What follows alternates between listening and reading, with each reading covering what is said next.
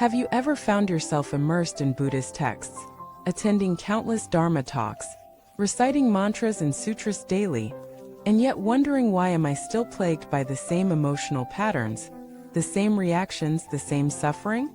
Have you ever asked why, after years of learning the Dharma, has so little changed within me? Welcome back to the channel. It's a blessing to have you here. In today's video, we're going to take an honest, courageous look at a subtle yet widespread obstacle on the spiritual path: the illusion of progress. This illusion is often reinforced not by our mistakes, but by our diligent effort itself. And today we'll explore how the lack of one core quality, honest inner application, can leave even the most committed practitioner stuck in surface-level transformation, never truly touching the depths of awakening. The problem isn't that you haven't practiced hard enough. The problem might be that your practice has become externalized, disconnected from the living pulse of your moment-to-moment awareness. Let us start with a metaphor. Imagine a man who wants to get fit. He reads every book on health, watches all the workout tutorials, memorizes the perfect diet plan. He even teaches others how to eat clean and stretch properly. But he never steps into the gym. He never sweats, never faces his body, never tests his limits. When asked why he hasn't transformed, he says, "I know everything about fitness, just hasn't worked yet." The problem is obvious. Knowledge alone doesn't transform. Application does. And yet, this is what so many of us do with the Dharma. We consume teachings. We quote the Buddha. We explain karma and emptiness. We impress our friends with our understanding of dependent origination. But when someone insults us, we react. When plans fail, we panic. When we feel judged, we retreat. Our patterns remain intact. Why?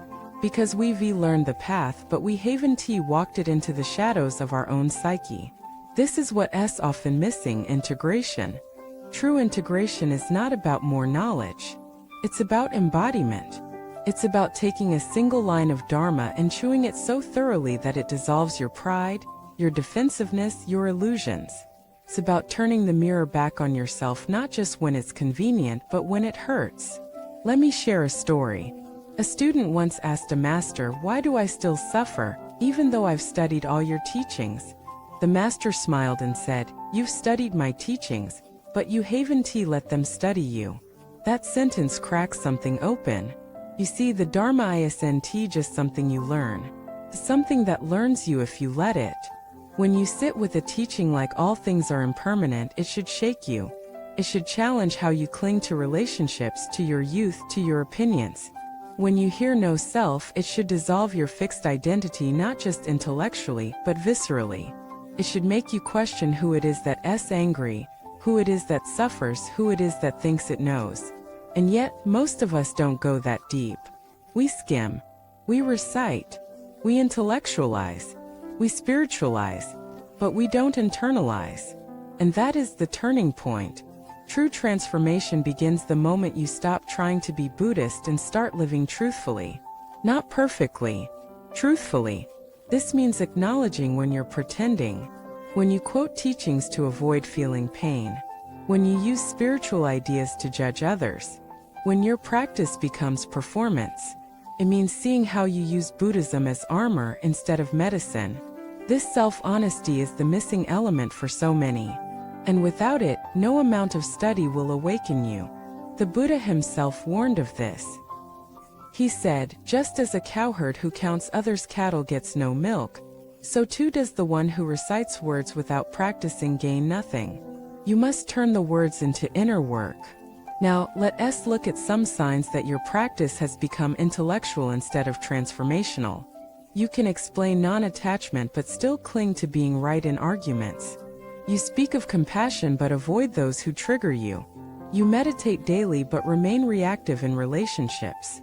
You study mindfulness but live distracted. You praise emptiness but fear loss. These contradictions are not failures. They are invitations. Invitations to go deeper. To stop polishing the container and start tasting what's inside. So what does it look like to shift from knowledge to wisdom? It begins with slowing down. Instead of reading 5 chapters, read 1 sentence. Sit with it. Ask, how is this true in my life? How does this teaching expose my illusions? How can I let it soften my grip, dissolve my judgments, open my heart? The second step is humility. True practice humbles you. It doesn't inflate your identity as a spiritual person. It reminds you that awakening is not about becoming someone better. It's about becoming no one at all. And the third step is courage. It takes courage to admit that you've been practicing on the surface, to stop hiding behind Dharma language, to allow yourself to be changed not in your image, but in truth's image. Let me share another story.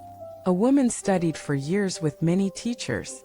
She had all the right robes, the right beads, the right credentials, but in her heart she felt dry. One night after a lecture, a child asked her, "Are you happy?" She didn't know what to say. In that moment, she saw how far she had drifted. She had built a beautiful house of words but forgotten to light the fire inside. That night she wept, not out of despair but out of relief. She saw that the path was not behind her. It was just beginning. That's the power of honest reflection. Doesn't shame you, frees you. So today I invite you to pause, to ask yourself, what part of me have I been protecting with practice? What pain have I been avoiding with philosophy? What illusion have I been preserving with tradition?